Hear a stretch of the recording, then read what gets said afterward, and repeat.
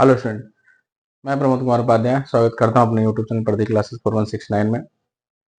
Physics class 10th में आज विद्युत धारा का चुंबकीय प्रभाव, यह जो थियरी का क्लास है लगभग आज समाप्त हो जाएगा। एक वीडियो और इसका न्यूमेरिकल का आएगा और पूरी फिजिक्स आपकी खत्म हो जाएगी। एक फ्यूज का टॉपिक छोटा सा बचा है, 1-2 मिनट का है, तो 1-2 वीडियो में 3 वीडियो में सब खत्म हो जाएगा फिजिक्स। उसके बाद फिर प्रोजेक्ट बता देंगे आपको, और जो 30 नंबर का प्रोजेक्ट करते हैं आप इंटरनल एग्ज़ाम के लिए, जो आपको स्कूल से 30 नंबर मिलता है, 30 नंबर का होता है। 10 का फिजिक्स, 10 का केमिस्ट्री, 10 का बायोलॉजी। तो 10 नंबर का जो फिजिक्स आएगा उसका प्रोजेक्ट हम करवाएंगे आपको। उसके बाद फिर परीक्षा की तैयारी के लिए पेपर आपको देंगे। तो यहाँ पे ये 2 टॉपिक है जिसका डेरिवेशन आप में नहीं है, सिर्फ सूत्र आपको है, उस पर कुछ क्वेश्चन न्यूमेरिकल आते हैं। एक है चुंबकीय क्षेत्र में रखे विद्युत धारावाही चालक पर लगने वाला बल। तो मान लीजिए ये चुंबकीय क्षेत्र इस तरीके से, इसका अच्छा डेरिवेशन पूरा जो है वो फाइनल में है, इंटर फाइनल में। यहाँ पर बस सूत्र, ये चुंबकीय क्षेत्र है मान लीजिए, और इस पर कोई धारावाही चालक रखा हुआ है। ऐसे कोई धारावाही चालक रखा हुआ है जो चुंबकीय क्षेत्र के साथ थीटा कोण पर है। तो चालक की जो लंबाई है वो L है, और इस पर जो बल F लग रहा है, इस तरीके से बल F लग रहा है, और यहां से धारा आई जा रही है।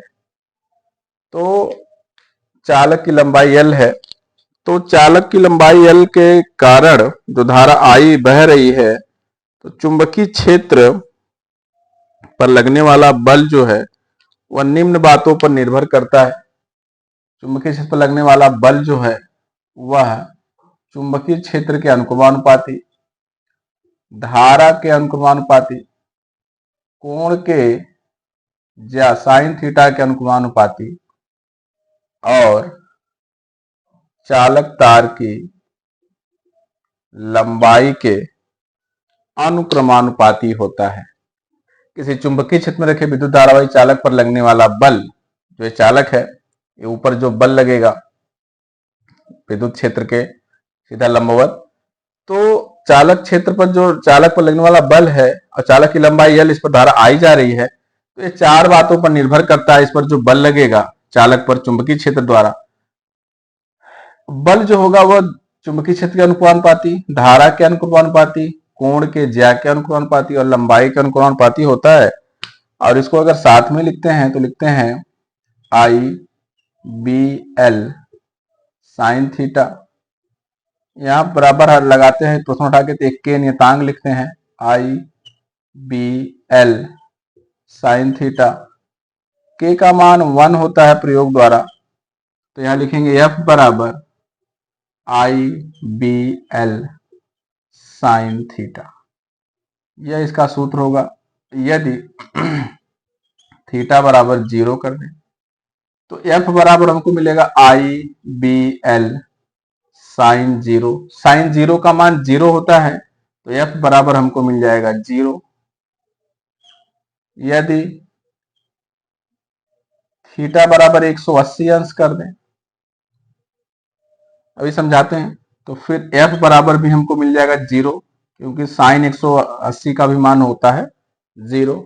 और यदि थीटा बराबर 90 डिग्री कर दें तो F बराबर हमको मिलता है IBL, क्योंकि साइन 90 का मान होता है 1।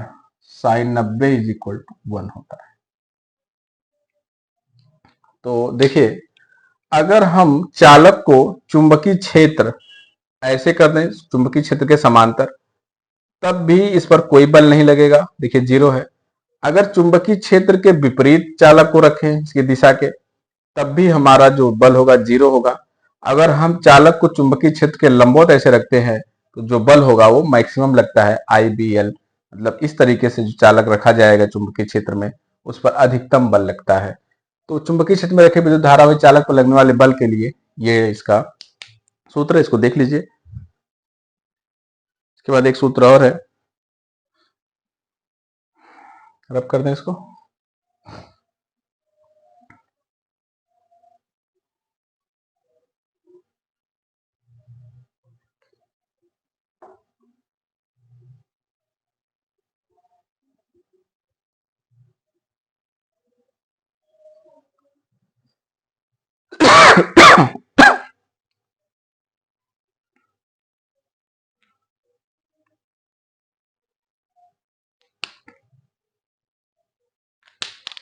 किसी चुंबकीय क्षेत्र में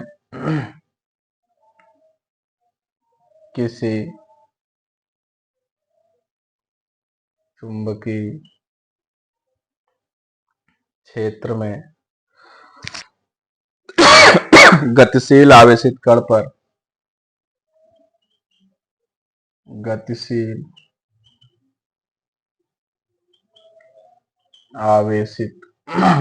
आवेशित कण पर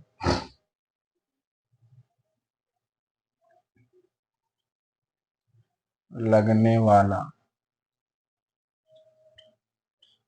बल।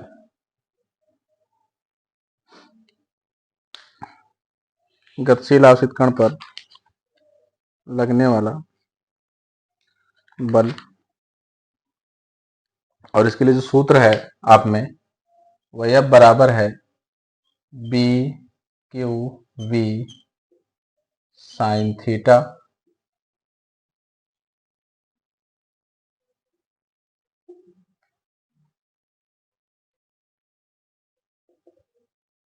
F तो बल है ही, बी है चुंबकीय क्षेत्र,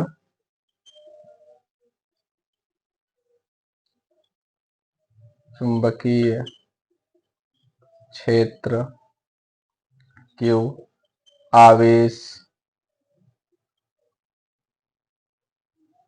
आवेशित चालक है,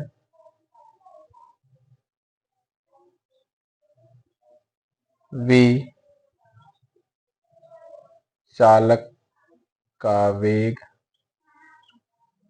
और F चालक पर लगने वाला बल। तो अगर जो चालक है वह चुंबकीय क्षेत्र के समांतर चले, वैसे ही चुंबकीय क्षेत्र के समांतर या प्रति समांतर, तो मतलब थीटा बराबर 0 या थीटा बराबर 180 अंश, समांतर या प्रति समांतर, यह समांतर चालक जो जा रहा है, गति कर रहा है, वो गति चुंबकीय क्षेत्र के समांतर या प्रति समांतर, उसके विपरीत दिशा में। तो जो F का मान होगा दोनों कंडीशन में वो 0 होगा, क्योंकि साइन 0 का भी मान 0 होता है और साइन 180 का भी मान 0 होता है। और यदि थीटा बराबर 90, मतलब जो चालक है और चुंबकीय क्षेत्र के लंबवत गति कर रहा है, तो B बराबर F बराबर हमको मिलेगा, तो हमको F बराबर मिलता है q B q v, B q v. इस तरीके से इसको आप वेक्टर फॉर्म में भी लिख सकते हैं, क्यू बी क्रॉस बी, तरीके भी लिख सकते हैं। तो अगर कोई चालक चुंबकीय क्षेत्र के लंबवत गति कर रहा है तो उस पर यह सूत्र है, मैक्सिमम होगा। अगर वह चालक चुंबकीय क्षेत्र के समांतर या प्रति समांतर है तो बल क्या होगा, वो 0 होगा। ये दो सूत्र बचे थे और इनको आप देख लीजिए सूत्रों को। अब कोई टॉपिक तो मुझे नहीं लगता है बचा, एक टॉपिक है चुंबकीय रेखाएं, उसको देख लेते हैं।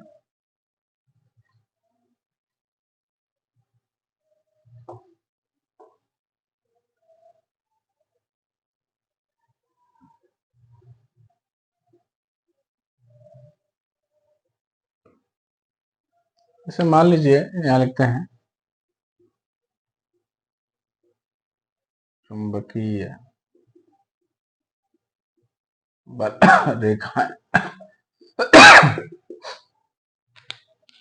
यहाँ पे एक चुंबक है,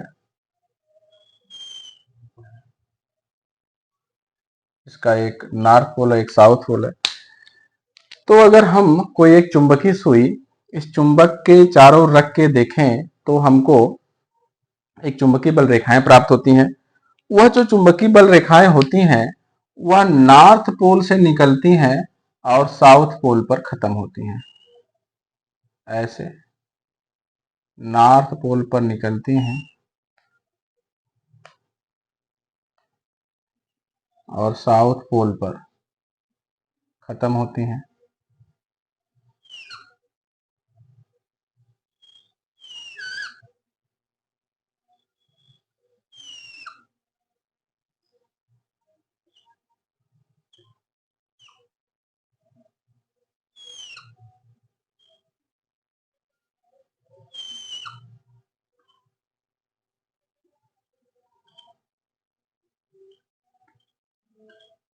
इस तरीके से चुंबकीय बल रेखाएं नॉर्थ पोल से चलती हैं और साउथ पोल पर खत्म होती हैं। अगर हम इस तरह के चुंबकीय क्षेत्र में चुंबकीय सुई को रख रख के अलग अलग पॉइंट पर चुंबकीय बल रेखाएं बनाएं तो नॉर्थ पोल से निकलती हुई हमको मिलती हैं, प्रतीत होती हैं और जाके दक्षिणी ध्रुव पर ये खत्म होती हैं। और चुंबकीय बल रेखाएं ध्रुवों के समीप सघन होती हैं और ध्रुवों से दूर जाने पर जहां चुंबकीय क्षेत्र की प्रबलता कम है वहां थोड़ा सा विरल हो जाती है। यहाँ चुंबकीय क्षेत्र की प्रबलता या चुंबक का जो गुण है वो अधिक होता है, चुंबकत्व तो अधिक होता है, तो यहाँ पे सघन होती हैं और यहाँ पर बीच में दूर हो जाती हैं। ये बल रेखाएं एक दूसरे को कहीं काटती नहीं है और इन पर खींची गई स्पर्श रेखा, इस रेखाओं पर खींची गई स्पर्श रेखा, यहाँ पर खींची गई स्पर्श रेखा इसकी दिशा को बताता है। यहाँ पर स्पर्श रेखा खींची है तो इसकी दिशा को बताएगा, यहाँ पर स्पर्श रेखा खींची है तो इसकी दिशा को बताएगा, इस तरीके से।